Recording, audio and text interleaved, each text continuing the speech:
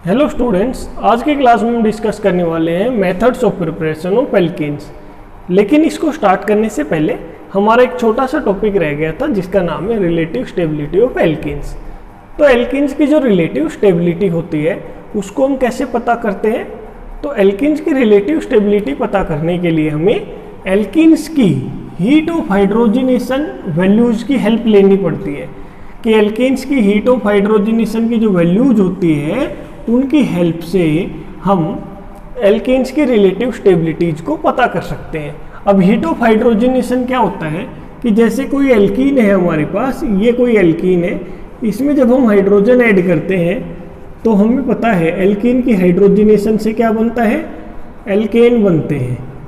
Alkene की hydrogenation से alkene बनते हैं इस तरीके से, लेकिन साथ में यहाँ पे हीट भी जनरेट होती है कि एल्कीन के अंदर जब हाइड्रोजन ऐड किया जाता है तो एल्केन बनते हैं और साथ में हीट रिलीज होती है। तो ये जो हीट रिलीज होती है इसी को हम बोलते हैं हीट ऑफ हाइड्रोजनेशन कि एल्कीन की जब हाइड्रोजनेशन करवाई है तो उस टाइम पे जो हीट निकली है उसको बोलेंगे हीट ऑफ हाइड्रोजनेशन। तो हीट ऑफ हाइड्रोजनेशन जो होती है एल्कीन्स की, उनकी हेल्प से हम एल्कीन्स की रिलेटिव स्टेबिलिटीज को बता सकते हैं। अब कैसे बताते हैं कि जो हीट ऑफ हाइड्रोजनेशन होती है किसी भी एल्कीन के लिए वो इन्वर्सली प्रोपोर्शनल होता है स्टेबिलिटी ऑफ एल्कीन के, कि हीट ऑफ हाइड्रोजनेशन की वैल्यू जितनी ज़्यादा होगी किसी भी एल्कीन के लिए तो उस एल्कीन की स्टेबिलिटी उतनी ही कम होगी, और हीट ऑफ हाइड्रोजनेशन की वैल्यू जितनी कम होगी स्टेबिलिटी ऑफ एल्कीन उतना ही ज़्यादा होगी। तो इनवर्स रिलेशन है एल्कीन की स्टेबिलिटी में और एल्कीन की हीट ऑफ हाइड्रोजनेशन वैल्यूज में।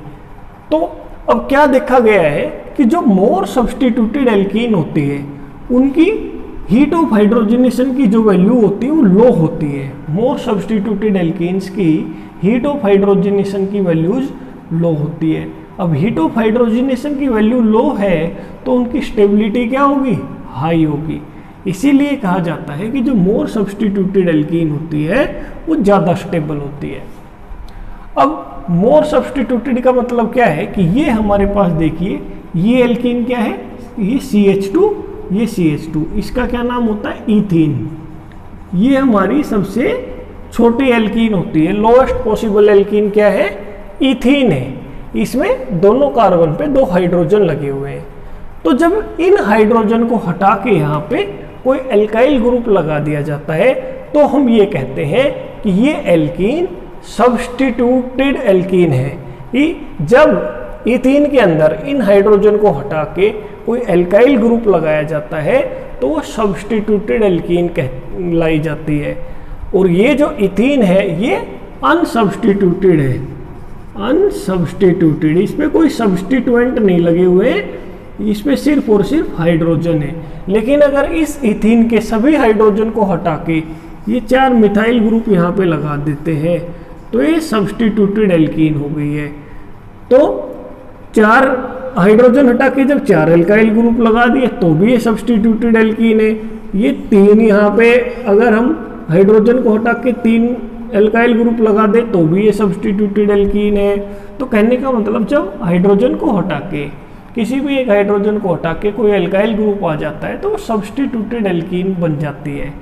इसी तरीके से ये जो 2 हाइड्रोजन इनकी जगह 2 मिथाइल ग्रुप आ गए हैं, यहाँ पे एक हाइड्रोजन था यहाँ पे उनकी जगह मिथाइल ग्रुप आ गए हैं तो ये भी सब्स्टिट्यूटेड एल्कीन है।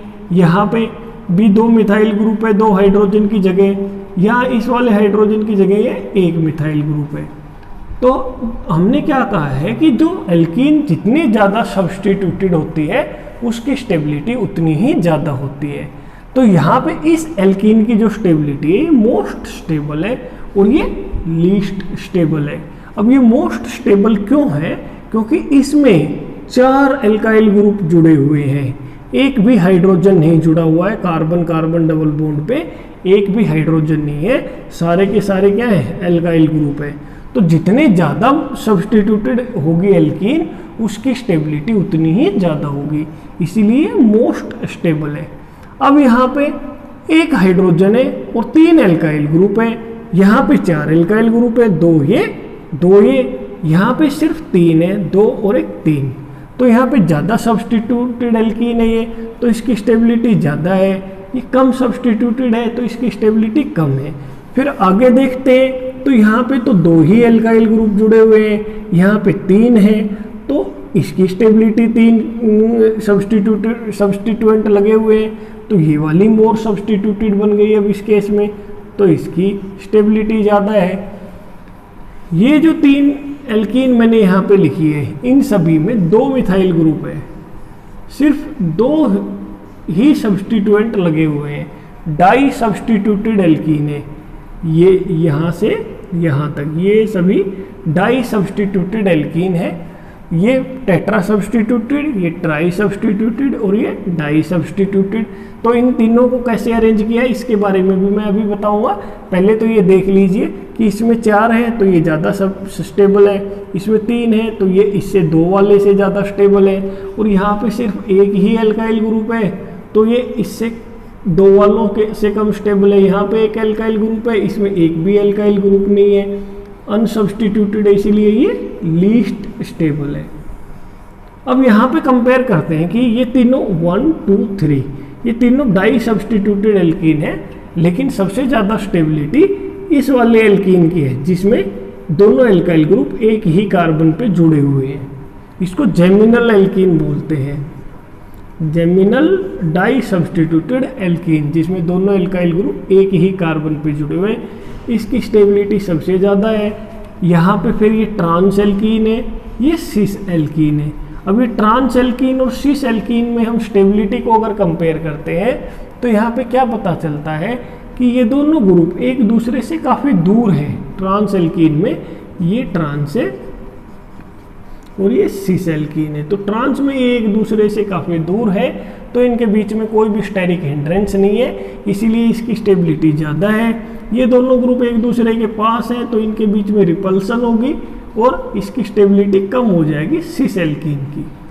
लेकिन ये वाली जो एल्कीन है ये इन दोनों से, ट्रांस से भी और सिस से भी ज़्यादा स्टेबल है। ऐसा क्यों होता है?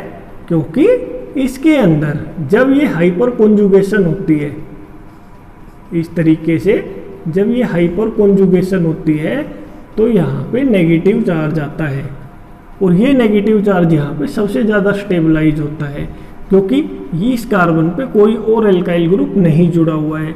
लेकिन इस केस में ये नेगेटिव चार्ज आएगा इस कार्बन के ऊपर, इस कार्बन के ऊपर ये एल्काइल ग्रुप जुड़ा हुआ है, मिथाइल ग्रुप, तो इस पर नेगेटिव चार्ज है, और मिथाइल ग्रुप इलेक्ट्रॉन डोनेटिंग है, तो ये इलेक्ट्रॉन डोनेट करके इसकी स्टेबिलिटी को फर्दर डिक्रीज करता है जब यहाँ पे हाइपर कॉन्जुगेशन होती है। तो इस तरीके से जब यहाँ पे हाइपर कॉन्जुगेशन होगी तो ये मिथाइल ग्रुप इलेक्ट्रॉन डोनेट करके इसकी स्टेबिलिटी को फर्दर डिक्रीज करेगा। यहाँ पे जो कार्बन आयन बनेगा सेम इस केस में होगा, यहाँ पे नेगेटिव चार्ज आएगा, ये इसकी स्टेबिलिटी को डिक्रीज करेगा।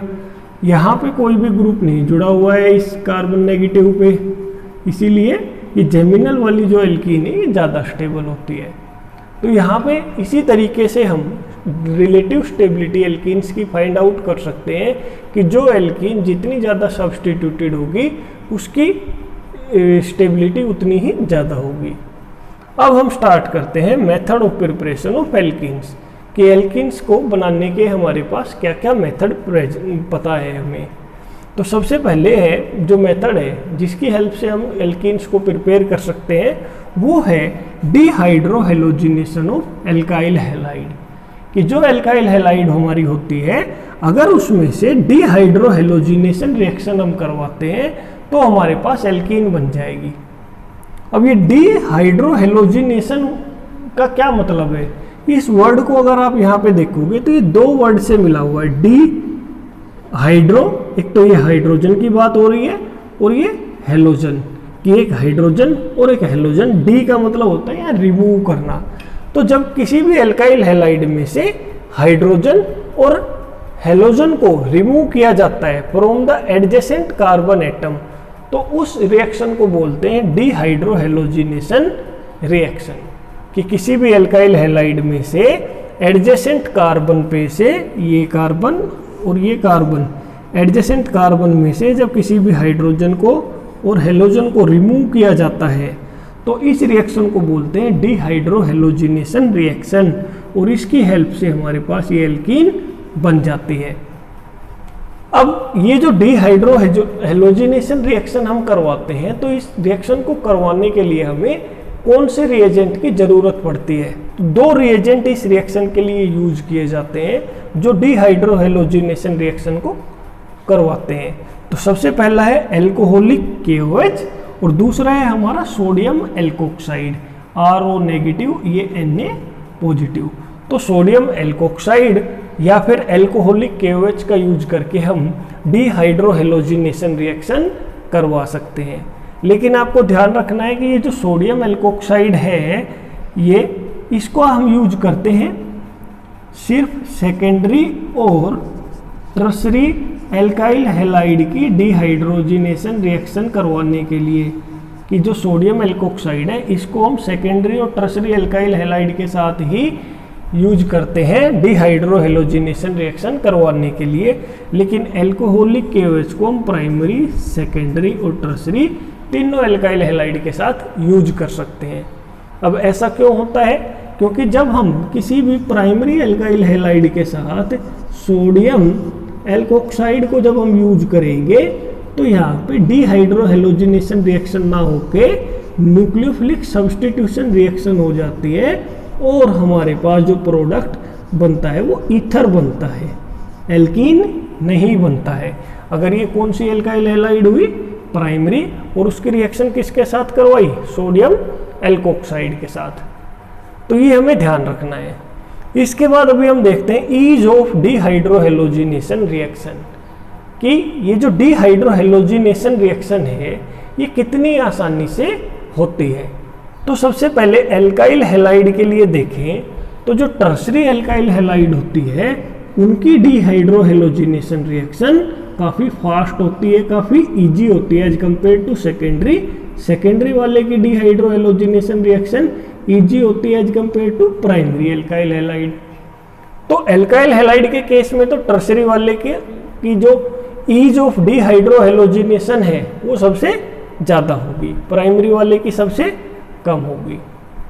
अब हैलाइड्स के बारे में बात करें कि कोई हमारी प्राइमरी एल्काइल हैलाइड है, तो अगर कोई प्राइमरी एल्काइल हैलाइड है, एक बार उसमें आयोडीन जुड़ा हुआ है, एक में ब्रोमीन जुड़ा हुआ है, एक में क्लोरीन और एक में फ्लोरीन, तो मतलब जब एल्काइल हैलाइड की डिग्री सेम है, सारे के सारे एल्काइल हैलाइड या तो प्राइमरी है या सेकेंडरी है या टर्शरी है, लेकिन एक में आयोडीन जुड़ा हुआ है, एक में ब्रोमीन, एक में क्लोरीन और एक में फ्लोरीन, तो उस केस में जो एल्काइल आयोडाइड होता है उसकी ईज ऑफ डिहाइड्रोहेलोजिनेशन ज़्यादा होती है, फिर ब्रोमाइड की थोड़ी कम, क्लोराइड की और कम, और एल्काइल फ्लोराइड की जो ईज ऑफ डिहाइड्रोहेलोजिनेशन रिएक्शन है वो सबसे कम होती है।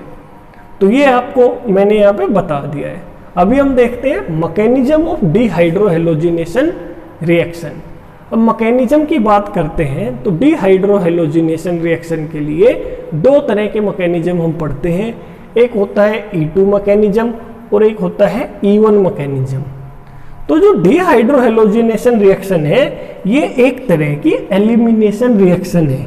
एलिमिनेशन रिएक्शन में भी दो एडजेसेंट कार्बन से दो ग्रुप रिमूव होते हैं, जैसे इस कार्बन से ये ब्रोमीन रिमूव हुआ, इस कार्बन से ये हाइड्रोजन रिमूव हुआ, और इसकी रिमूवल से ये हमारा डबल बॉन्ड यहाँ पे आ गया। तो दो मैकेनिज्म यहाँ पे हम पढ़ते हैं, एक E2 मैकेनिज्म होता है और एक E1 मैकेनिज्म। E2 मैकेनिज्म की हम बात करते हैं तो E2 mechanism primary alkyl halide की जब डिहाइड्रोहेलोजिनेशन रिएक्शन होती है तो वो कौन से मैकेनिज्म से होती है? E2 मैकेनिज्म से।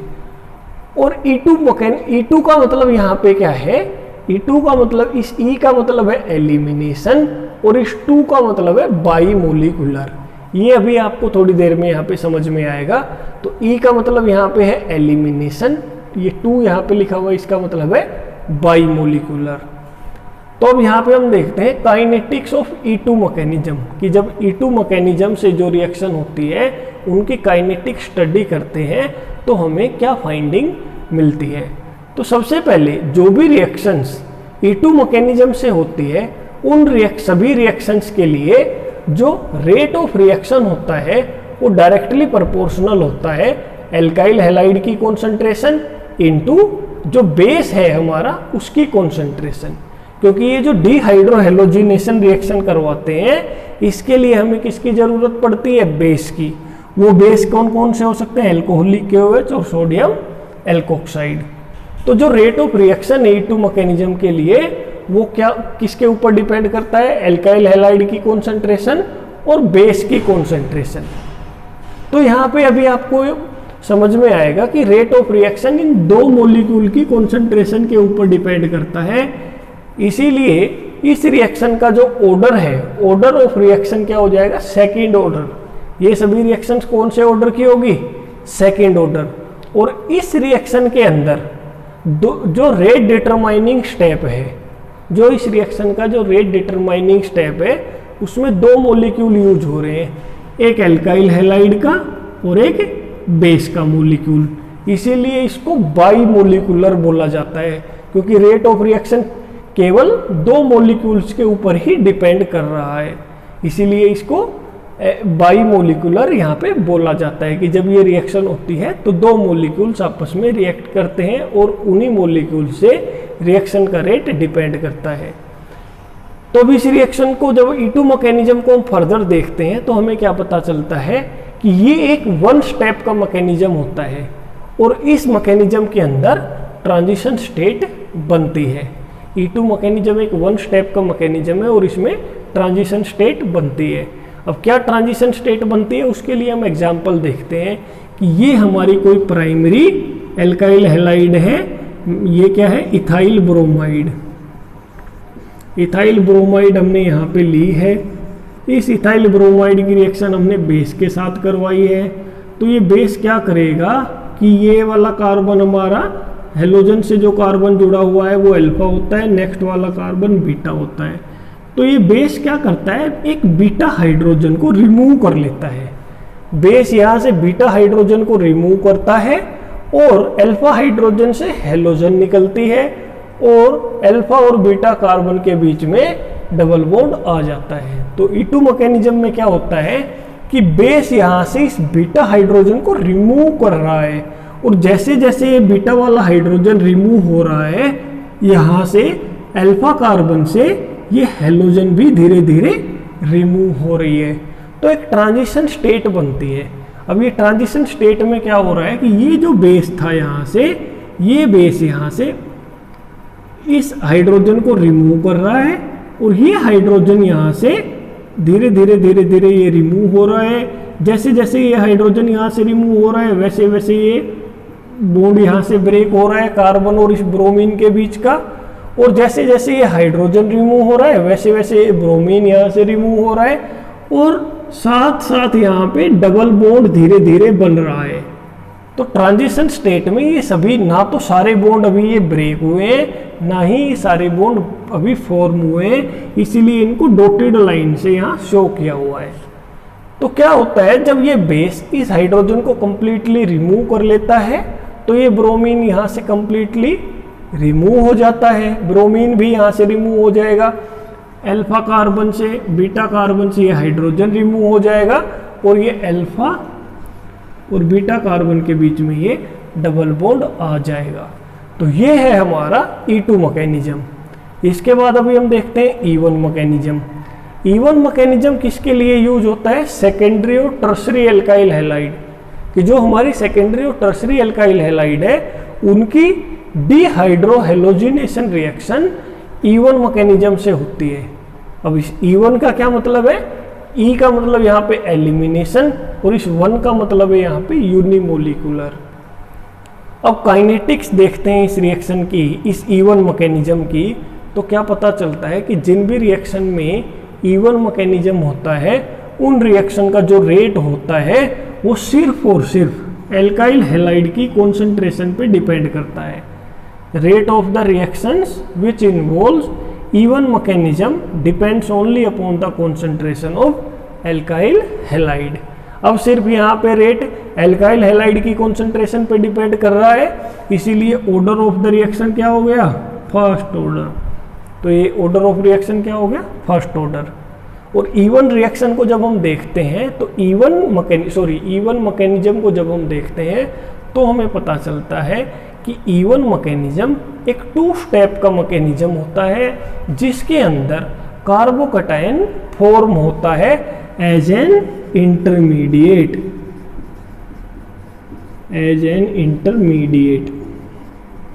ये यहाँ पे फॉर्म होता है। अब एग्जाम्पल देखें तो ये हमारी कोई टर्सरी एल्काइल हैलाइड है, तो टर्सरी एल्काइल हैलाइड है तो फर्स्ट स्टेप में क्या होता है, आयोनाइजेशन की कार्बन और हेलोजन का ये जो बॉन्ड है ये ब्रेक हो जाता है। अब ये ब्रेक होगा तो हेलोजन के ऊपर ये नेगेटिव चार्ज आ जाएगा और कार्बन के ऊपर यहाँ पे पॉजिटिव चार्ज आ जाएगा। हमारा ये क्या बन गया है, कार्बोकैटायन। ये कार्बोकैटायन यहाँ पे फॉर्म हो गया है। अब क्या होगा नेक्स्ट स्टेप में, ये 2 स्टेप होते हैं इसमें इवन मैकेनिज्म में, जैसा हमने बताया 2 स्टेप, तो ये फर्स्ट स्टेप, ये सेकंड स्टेप। सेकंड स्टेप में क्या होता है कि ये जो बीटा, ये हमारा अल्फा कार्बन था और ये नेक्स्ट वाला हमारा क्या है, ये अल्फा, ये बीटा, कि बीटा वाले कार्बन से एक हाइड्रोजन, ये जो बेस होगा हमारा यहाँ पे सोडियम एल्कोक्साइड, ये जो बेस होगा ये यहाँ से एक हाइड्रोजन लेगा बीटा कार्बन से, और ये हाइड्रोजन जब रिमूव होगा तो इसके इलेक्ट्रॉन इधर आ जाएंगे और ये कार्बन अल्फा और बीटा कार्बन के बीच में इस तरीके से डबल बॉन्ड बनेगा कि ये कार्बन और हाइड्रोजन का बॉन्ड ब्रेक हुआ, ये हाइड्रोजन को इसने ले लिया एल्कोक्साइड ने, और इस बॉन्ड के जो दोनों इलेक्ट्रॉन थे वो इधर मूव हो गए और ये डबल बॉन्ड बन गया इस कार्बन और इस कार्बन के बीच में। तो ये हमारा एल्कीन बन गया और साथ में ये हमारा एल्कोहल बन गया इस एल्कोक्साइड से। तो ये जो फर्स्ट स्टेप होता है ये स्लो स्टेप होता है। स्लो स्टेप जो होता है वही हमारा रेट डिटरमाइनिंग स्टेप होता है। तो जो इवन मैकेनिज्म है, इस मैकेनिज्म के अंदर जो रेट डिटरमाइनिंग स्टेप है वो कौन सा स्टेप है, जिसमें ये आयोनाइजेशन हो रही है। तो यहाँ पे सिर्फ एक मॉलिक्यूल इसका ही यूज हो रहा है, इसीलिए रेट ऑफ रिएक्शन सिर्फ और सिर्फ एल्काइल हैलाइड की कॉन्सेंट्रेशन पे डिपेंड करती है। और ऑर्डर ऑफ द रिएक्शन कितना होता है, फर्स्ट ऑर्डर होता है। और यूनिमोलिकुलर किस लिए बोल रहे हैं, क्योंकि स्लो स्टेप के अंदर सिर्फ एक ही मॉलिक्यूल रिएक्शन कर रहा है। तो ये हमने यहाँ पे देख लिया है मैकेनिज्म ऑफ डिहाइड्रोहेलोजिनेशन रिएक्शन।